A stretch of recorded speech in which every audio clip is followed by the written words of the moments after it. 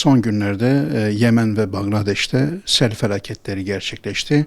Bu iki ülkede umut kervanı olarak bizler yardımlarımızı göndermeye devam ediyoruz. Özellikle Yemen'de Ağustos ayının başından itibaren devam eden ve 84 kişinin vefat ettiği seller yaşandı.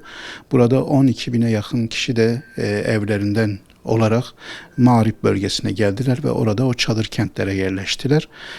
Burada özellikle gıda, ilaç, temiz su bulma konusunda ciddi şekilde sıkıntılar var.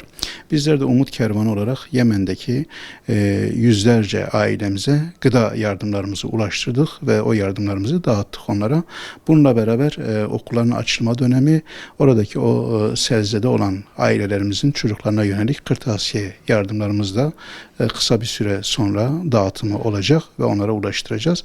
Aynı şekilde Bangladeş'te de ciddi şekilde sıkıntılar var. Özellikle gündeme gelen Hindistan'ın baraj kapaklarını açmasıyla beraber 11 bölge ve orada bulunan şehirler sular altında kaldı. Hala bu sel suları çekilmemiş durumda ya da barajlardan gelen sular.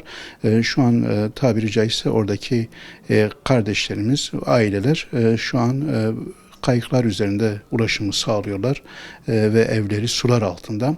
Orada da 64'e yakın kardeşimiz vefat etmiş durumda. Rabbim onlara rahmet eylesin. Bangladeş'te de zor şartlar altında Umut Kervanı olarak gıda paketlerimizi hazırladık ve oradaki kardeşlerimize dağıtımlarını gerçekleştirdik.